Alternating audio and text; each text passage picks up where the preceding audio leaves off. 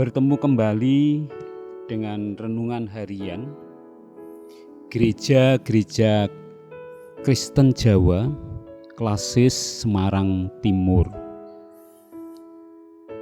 Tema renungan hari ini, air mata. Alkitab mencatat bahwa Tuhan bukan hanya mendengar doa, tetapi Ia juga melihat air mata.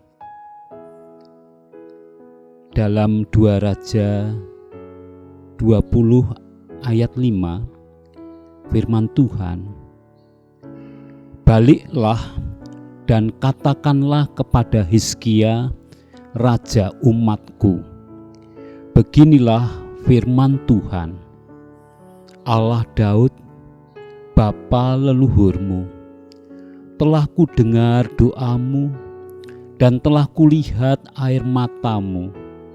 Sesungguhnya aku akan menyembuhkan engkau. Pada hari yang ketiga, engkau akan pergi ke rumah Tuhan." Air mata adalah bahasa doa dan ungkapan isi hati yang sangat diperhatikan Tuhan.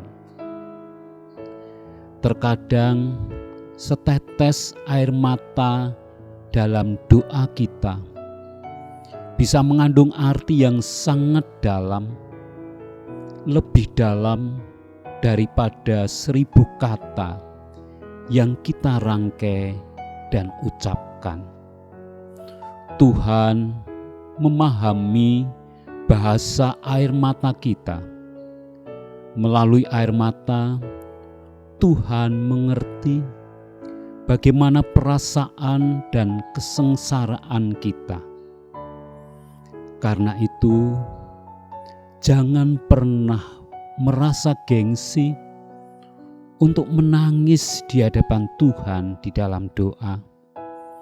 Karena Tuhan berkenan kepada orang-orang yang hancur hatinya. Ia peduli dengan air mata kita. Dengan tangisan dan air mata doanya, Hizkia bukan hanya dilepaskan dari penyakit yang mematikan, tetapi Tuhan juga memperpanjang umur Hizkia dan membuat hidupnya berhasil. 2 Raja 20 ayat 6. "Aku akan memperpanjang hidupmu 15 tahun lagi, dan aku akan melepaskan engkau dari kota ini dari tangan Raja Asyur. Aku akan memagari kota ini oleh karena aku dan oleh karena Daud hambaku."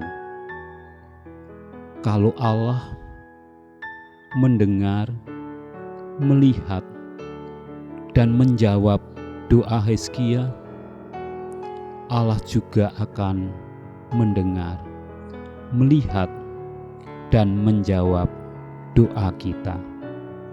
Selamat beraktivitas, selalu diberkati. Amin.